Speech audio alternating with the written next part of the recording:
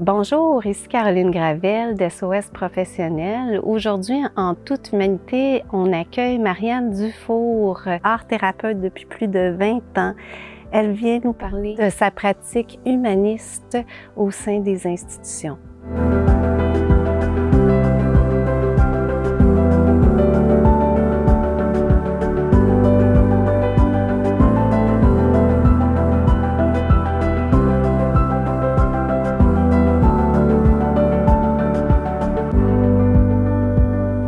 Bonjour Marianne, merci de t'être rejoint à moi ici dans les Laurentides pour parler de ton parcours. Puis ça me fait vraiment plaisir d'une thérapeute à une autre. Ça va être intéressant d'échanger nos filières aujourd'hui. D'abord, je veux te présenter aux gens qui nous écoutent. Tu es art thérapeute depuis plus de 20 ans. Tu as d'abord œuvré dans le communautaire. Ensuite, tu as été interpellée dans le système médical où tu t'es spécialisée en art-thérapie, oncologie pédiatrique. Tu as également écrit des livres, conférencière, maîtrise en relations industrielles. Donc, tu as plusieurs cordes à ton arc.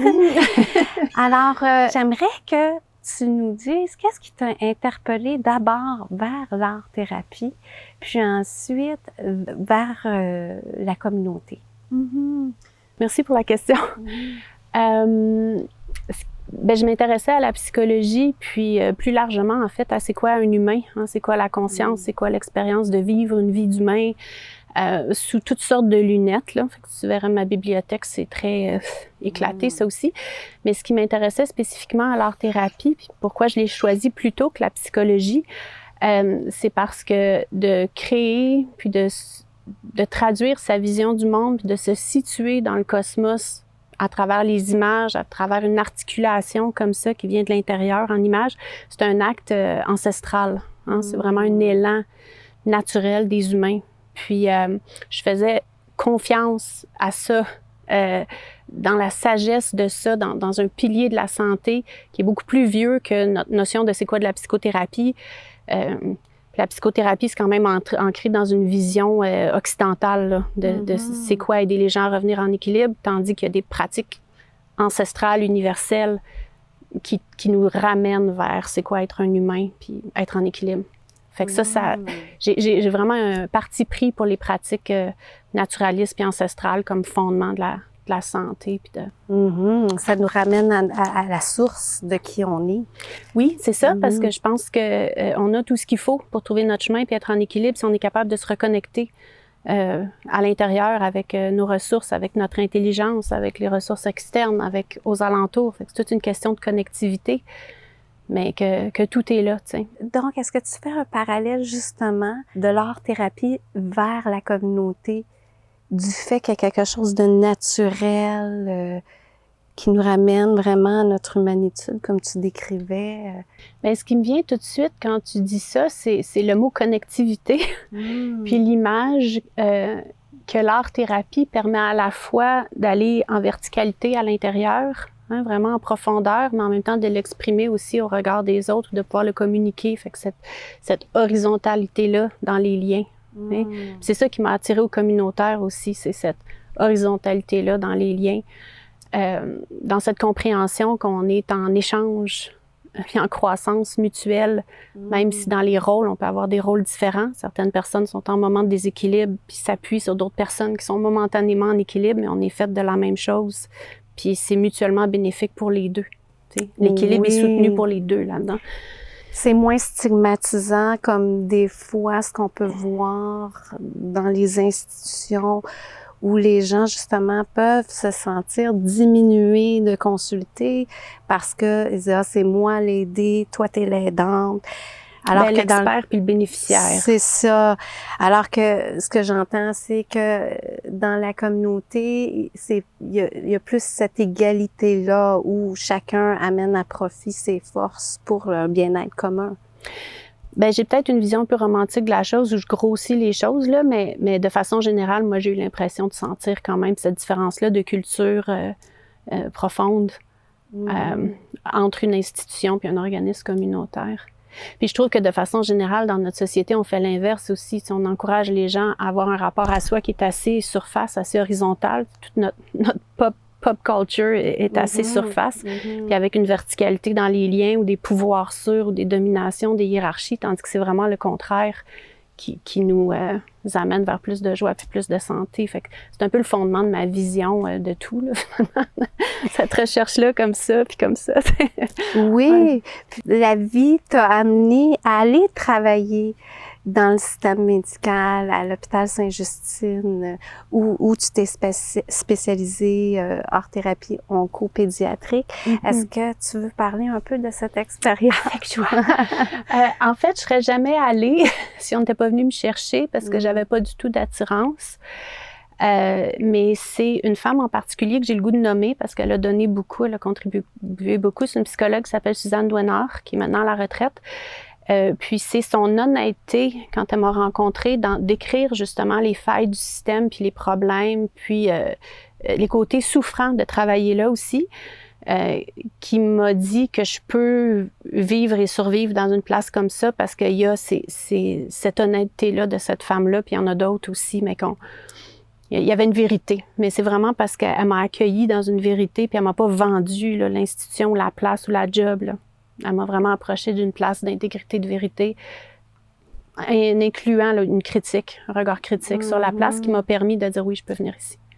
C'est seulement à cause de Suzanne que je suis allée. C'est pas seulement à cause d'elle que je suis restée, mais c'était clairement ça. Parce que déjà, en partant comme professionnel au service des autres, il y a plusieurs défis qu'on rencontre. Puis d'autant plus si on travaille avec la souffrance humaine, puis en plus auprès des enfants. Ça, c'est des défis que plusieurs professionnels rencontrent. Peu d'accès au soutien ou à l'aide pour faire face à ces défis-là. Et avant de te parler des défis que toi, tu as rencontrés dans ton parcours, j'aimerais parler d'une auteure, Susan Halls, qui a écrit « Jungian Psychotherapy with Medical Professionals ». Healing the Healer. Susan Halls, c'est une médecin au Texas qui a créé une clinique justement pour amener un soutien aux médecins parce que ce qu'elle observait, c'est que ce corps médical-là avait une détresse psychologique qui était très grande. Elle nomme même que le taux de suicide chez les médecins est 3 fois plus élevé que, par exemple, dans la communauté en général. Mais c'est pas la souffrance d'autrui qui est souffrant, parce que ça, c'est la vie, puis c'est beau de pouvoir s'asseoir avec quelqu'un en souffrance, c'est un privilège. C'est de pas pouvoir nommer cette vérité-là, puis d'être obligé de la contenir ou la garder sous silence. Fait que le remède à la détresse, c'est l'honnêteté, c'est la simplicité, c'est encore là, c'est juste de pouvoir dire. Le trauma, c'est ça, c'est un arrêt de parole, c'est un arrêt d'agir. Mais quand on peut être en honnêteté avec la souffrance, ça circule, c'est fluide, puis la vie trouve son cours. Puis je trouve ça bien à spécifier parce que justement, dans l'une de nos entrevues avec un professionnel du milieu, c'est ce qui nommait l'importance du debriefing qu'on appelle, où on peut créer un espace puis justement exprimer nos défis, nos difficultés. Alors, je te cède la parole sur ce qui est de ton propre parcours, les défis prédominants, que ce soit au niveau professionnel ou personnel. Et surtout, je sais, au courant des dernières années aussi, il y a eu des plus grands défis à relever. Oui. Ce que j'ai le goût peut-être de nommer en premier, c'est à quel point autant Suzanne m'a créé une bulle de vérité qui permettait de respirer, autant j'ai travaillé avec des gens, des patronnes entre autres, qui ont été extraordinaires puis qui me faisaient beaucoup confiance puis qui m'ont beaucoup estimée. Puis c'est leur façon de m'aimer puis de protéger mon espace d'autonomie puis de créativité qui m'a permis de pouvoir me déployer puis de vraiment créer une belle place pour moi, comme au sein de cette institution-là. Fait que la qualité des gens dont j'étais proche, puis qui ont apprécié que je pouvais amener ma voix et ma différence, puis même des fois on me l'a dit, parce que moi j'avais peur, des fois je vais me faire tirer mes roches avec ma différence, tu sais, je me sentais comme un renard sauvage qui allait dans une drôle d'affaire des fois. Là, ouais, c'est ça. Mais quelqu'un m'avait dit, mais c'est cette différence-là qu'on a besoin, tu sais, justement, de ramener quelque chose de l'âme sauvage dans l'institution.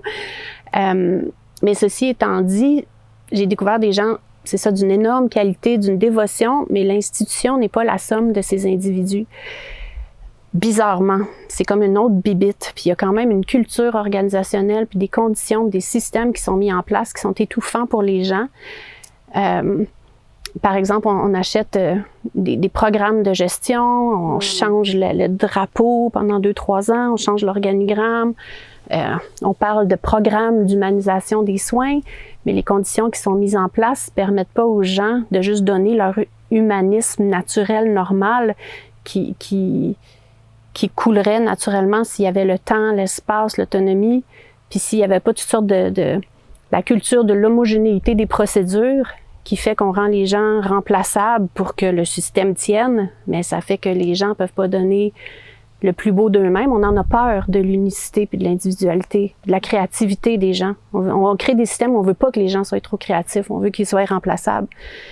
Puis les gens essayent de pas étouffer tant bien que mal, puis donnent leur meilleur quand même tant bien que mal, mais ils réussissent à pousser comme des fleurs à travers le bitume, mais c'est pas grâce au système, c'est en dépit du système. Fait que ça, moi, j'aimais pas ça, je trouvais pas ça beau.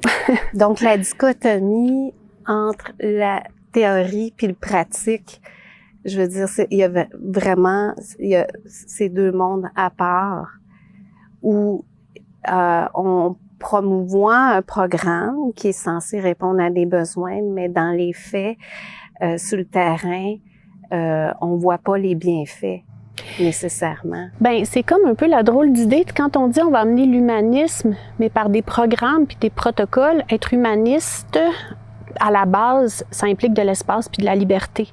Fait que c'est le paradoxe de vouloir tout amener du haut vers le bas, puis en imposition, puis en protocole. D'emblée, tu vas créer des choses étouffantes. Fait que je trouve qu'on a vraiment une drôle de culture de ça, de toujours faire... puis même quand on dit on veut empuissancer les gens par en bas, mais on essaie encore d'amener ça par le haut.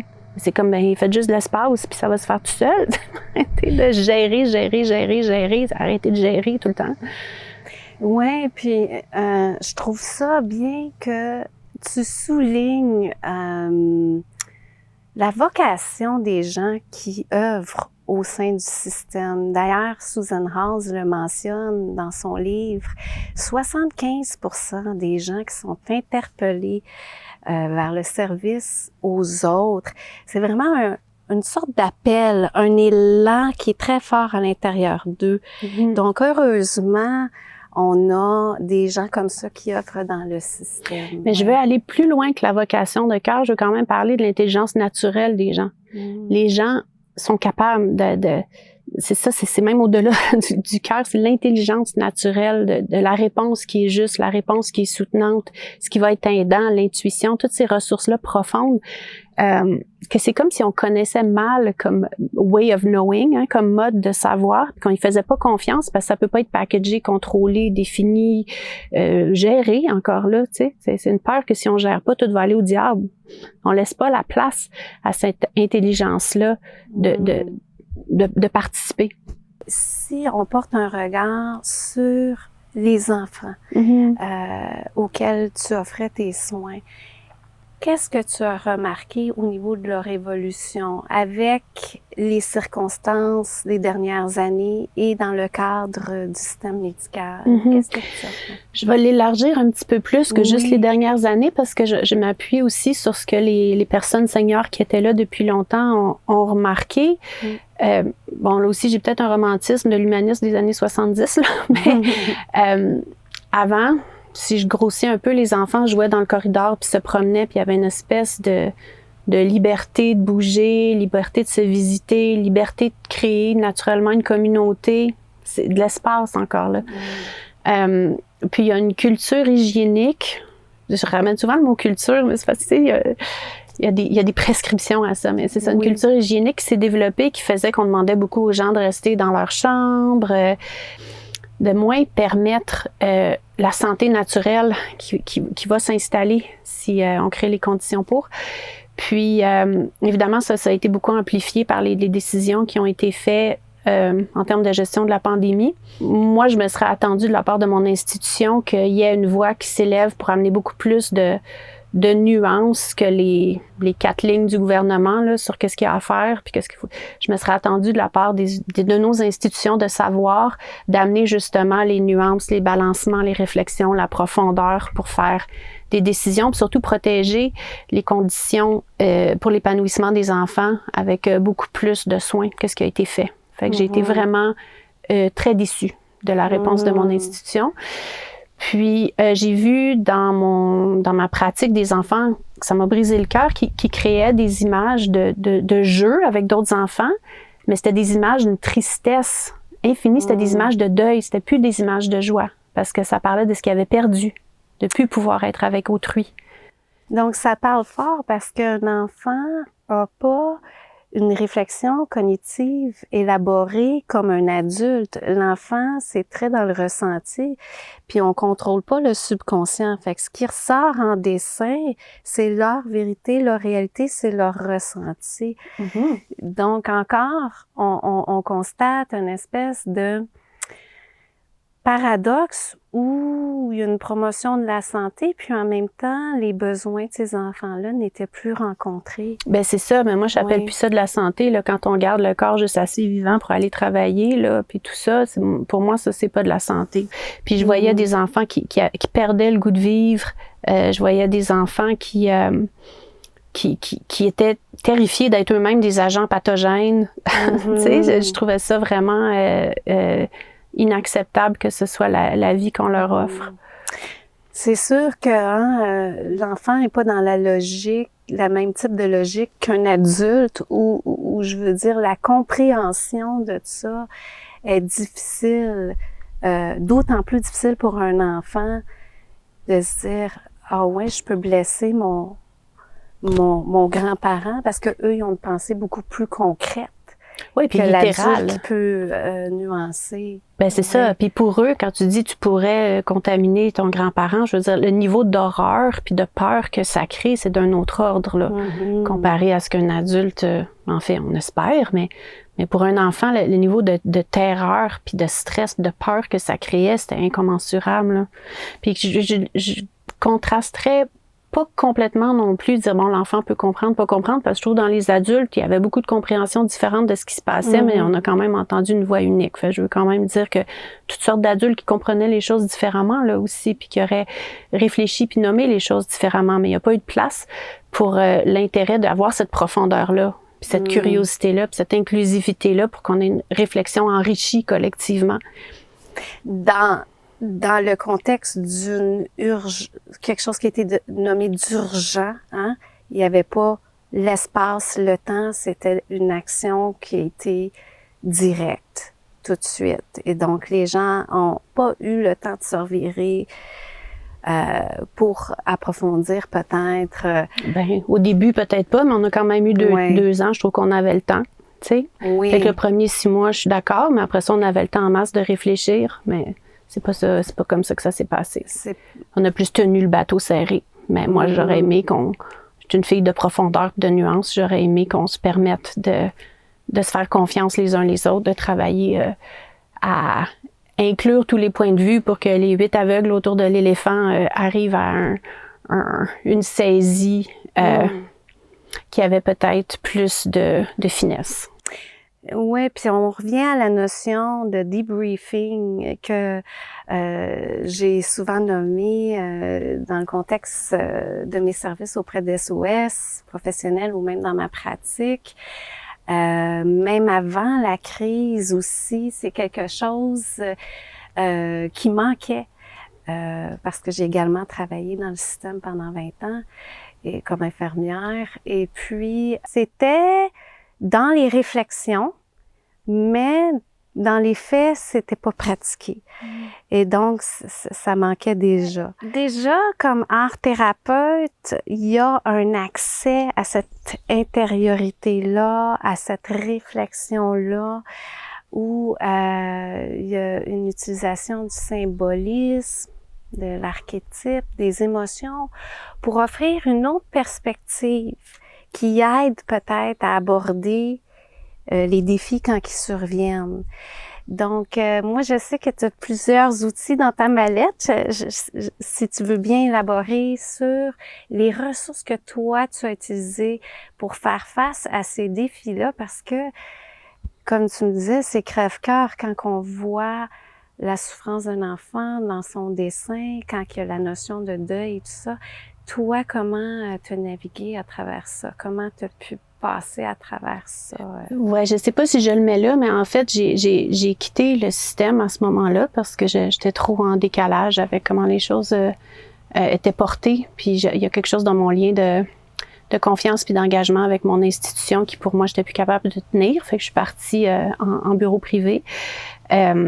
Mais dans ma vie professionnelle qui continue, dans ma vie personnelle, j'ai toutes sortes de pratiques différentes, mais j'ai le goût de te présenter plus en termes de direction, de tendance. C'est d'abord les cercles, m'asseoir en cercle avec autrui, que ce soit des cercles de prière ou des cercles d'empathie ou des cercles, toutes sortes de cercles de partage, mais retrouver cette communauté-là où on peut partager de la profondeur puis de la vérité. Pour moi, c'est un ressourcement absolument essentiel. D'aller dans la direction de la profondeur à l'intérieur, comme tu as nommé, c'est quelque chose que je fais avec toutes sortes de pratiques comme le focusing ou même écrire dans mon journal. Ou c'est ça aussi, de retrouver mon ancrage, mon alignement, mon sens. Sinon, je viens que je flotte puis je me perds. J'ai vraiment besoin de toutes mes ressources pour faire mon travail, pour être en joie puis en créativité avec chaque personne, puis de pouvoir être disponible. Faut que je cultive vraiment mon vrai équilibre profond. Je peux pas faire à semblant. Faut que toutes mes cellules soient disponibles. Un regard poétique aussi sur la vie, puis les choses. Même quand je faisais mes notes à l'hôpital, j'espérais donner quelque chose de la beauté. En fait, c'est l'inverse de l'homogénéité ou du packaging. Hein? Je veux dire, la poésie dans le sens de texture, dans le sens de nuance, dans le sens de dentelle, puis même pouvoir décrire les enjeux, les défis, puis les forces des enfants avec quelque chose de cette affection-là. J'ai le goût de dire quelque chose d'une affection aussi qui est pas un clinique sec, métal, plastique, que tu as l'impression que tout le monde peut écrire la même note. T'sais? Fait que moi, je trouve que ma voix poétique doit être au service aussi des gens, autant dans les reflets que je leur fais, sur leur propre poésie, quelque chose d'un monde qui est beau, d'une vie qui est belle, d'une personne qui est belle, des difficultés qui sont belles, tout ça. Mais ça nous ramène aussi à ta pratique, à toute l'utilité du symbolisme, où on arrive, grâce au symbolisme, à la poésie, à nuancer, à avoir une autre perspective. Puis ça prend tout son sens quand on est thérapeute. Moi, au niveau de la santé mentale, d'avoir recours à des outils comme ceux-là pour aider les gens à cheminer. Puis je trouve ça intéressant, je trouve ça bien de nommer les cercles de prière, parce que si on regarde, il y a eu dans la littérature, il y a eu des recherches et la prière a beaucoup de pouvoir. Ça me fait penser à Einstein qui avait déjà dit, si on veut amener la science à son plein potentiel, on doit unir la science avec la spiritualité, qui est encore une ressource interne, une ressource d'introspection, puis qui peut être partagée en plus avec d'autres.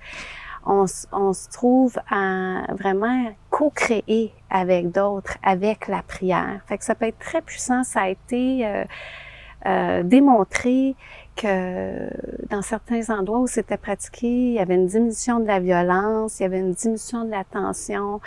Et donc, je trouve que c'est bien de nommer comme ressource aussi. Puis de s'ouvrir à l'expérience directe de ça. Encore là, c'est pas dogmatique, mais quand on fait un cercle de prière, on a remarqué que les femmes avec qui je le fais, que souvent on a des intuitions similaires ou des images similaires qui nous viennent. Puis on sait pas pourquoi, mais c'est intéressant d'en faire l'expérience directe, d'être curieux, puis on cherche pas nécessairement d'explication à pourquoi on a comme des images. Quand on pense à quelqu'un, on met quelqu'un au cœur de notre centre de prière. On sait pas pourquoi qu'on a des convergences comme ça, mais c'est intéressant de le vivre en direct, puis simplement Mais Carl Jung en a parlé, il en a fait une étude avec l'inconscience collective, quand les scientifiques découvrent en même temps, différentes parties du globe font la même découverte. Oui, absolument. Fait que oui, cet accès-là. Puis qu'on peut célébrer sans tout expliquer. On peut se permettre de vivre les choses sans toujours tout les expliquer. On n'a pas besoin de tout comprendre. Oui. Puis d'ailleurs, c'est peut-être le dernier vecteur que je vais nommer, c'est cette appréciation-là du mystère, tu sais, de la beauté du mystère, puis de la subtilité du monde invisible. C'est quelque chose qui est vraiment important pour insuffler de l'enchantement, puis insuffler de la confiance aussi dans la marche de la vie, puis quelque chose de tu sais, quand on est juste collé au steak blé d'Inde patate, puis à ce niveau-là de conscience ordinaire, des fois, ça manque de spirit puis d'enchantement, justement. Mais si on peut comme faire un zoom out un peu puis regarder le motif de la quête puis le motif du mystère, ben tout devient une danse qu'on peut danser même quand on la comprend pas, même quand on est perdu. Puis dans le symbole, tout a sa place aussi. Fait que même les épreuves, les douleurs, les difficultés, ben c'est pas un problème. Ça fait partie... Tu sais, dans les histoires, le monstre, il y a une place. L'abîme, il y a une place. Ça fait partie de l'équilibre des choses, des chemins qui nous permettent de vivre une expérience d'humain. Fait que si on peut se remettre dans ce chemin-là avec de la foi, puis justement de la poésie, puis de l'ouverture, c'est là qu'on trouve toutes les ressources pour croître à travers ça, puis vraiment s'épanouir. Puis ça, je l'ai vu constamment à l'hôpital, comment les gens peuvent s'enraciner dans quelque chose de profond à l'intérieur d'eux, l'immensité des ressources internes, du cœur, de l'âme, de la compassion, de la sagesse, du oui. Tout est accessible, il suffit de se mettre les pieds dans l'eau, tu sais. Puis après ça, on y arrive, puis c'est ça l'espace que j'essaie de créer, de protéger, puis de permettre aux gens de juste se voir comme ça. Parce que les gens se voient comme petits, blessés, brisés, mais c'est juste une question de miroir, tu sais. Ça me fait penser aux paroles du Petit Prince, je pense, si je me trompe pas, qui dit l'essentiel est invisible aux yeux. Hein? C'est comme l'amour, on la voit pas. C'est difficile à mesurer, mais elle a plein de couleurs. Puis elle est omniprésente. Puis c'est puissant. Oui. C'est puissant. Oui. Oui. Puis j'ai le goût quand même de finir en honorant tous les gens avec qui j'ai travaillé. Je serais pas partie de mon emploi si les circonstances m'avait pas forcé à faire un choix qui devenait une question d'intégrité. Mais j'ai beaucoup aimé les gens avec qui j'ai travaillé. J'ai beaucoup de gratitude pour les familles, les collègues, tout le monde avec qui j'ai partagé de l'humanité justement dans ce parcours-là dans l'hôpital. Puis j'ai vraiment envie d'honorer ça. Ça a été une grande tranche de vie où j'ai appris puis j'ai reçu beaucoup. Donc, sur ce, comment vois-tu la suite? Perçois-tu la suite? Et est-ce que tu as vu une évolution au niveau des gens auxquels tu offres tes services? Parce que aujourd'hui, c'est et adultes et enfants. Donc, est-ce que tu vois quelque chose évoluer? Mais moi, ce que je trouve beau, c'est que je trouve des fois, ça prend pas grand-chose pour que les gens retrouvent leurs ressources, puis leur éveil, puis leur souffle. Tu sais, je le vois constamment comme un réenchantement qui se fait. Je trouve même, grâce à la crise, il y a beaucoup de gens qui ont commencé à vouloir contribuer leur voix, leur couleur. C'est vraiment une émergence de courage puis d'une belle individualité dans le bon sens du terme. Mais ça, je trouve qu'il y a vraiment quelque chose de beau dans une créativité collective qui veut encore là continuer à émerger, à contribuer. Puis c'est vraiment par amour des gens. Je vois beaucoup d'amour. Mais ça prend beaucoup de courage pour rester dans son intégrité, surtout quand que ça implique le collectif, où il y a une idée partagée par une plus grande majorité. Et ça me fait penser à cette histoire des 3 yogis aveugles là, qui chacun tient une partie d'un éléphant. Oui, c'est ça, toi t'en dis 3, moi j'en dis 8, mais on parle de la même histoire. Ouais. Oui, c'est ça. La queue, l'oreille, la trompe sont tous dans la même réalité, mais ils ont une différente perspective. Puis c'est important, ce regard-là, ce respect-là des idées des autres et d'accepter la différence pour rester unifié, pour continuer à œuvrer dans ce métier-là, parce qu'on sait qu'il y a un grand besoin, d'autant plus maintenant. Et donc, ça me rassure de savoir qu'il y a des gens comme toi, le cœur sur la main. Plein. Puis aujourd'hui, j'ai le plaisir d'en rencontrer une. C'est rassurant, ça fait plaisir. Puis je sais que peu importe le milieu dans lequel on pratique, cet élan-là est là. Oui. Puis j'ai le goût de rajouter juste un petit petit mot à ce que tu dis que ça prend du courage pour être dans son intégrité. Ça prend du courage pour être dans son intégrité puis rester connecté avec les autres. Parce qu'il y a plein de monde qui vont dans leur intégrité, ils font leur choix puis ils vont aller comme en survivalisme, là, tu sais. Puis c'est correct. Tu sais, j'ai pas de jugement à ça, mais c'est un autre choix. Tu sais, c'est un choix d'intégrité, mais en retrait. Mais de rester en intégrité puis de le partager, même quand tu dis, je vais peut-être me faire tirer des roches, c'est vraiment, c'est ce courage-là que je trouve beau. Il y a plusieurs niveaux. Mais merci beaucoup, Marianne. Merci pour la conversation. On finit en beauté avec un papillon. Oui. Merci. Merci.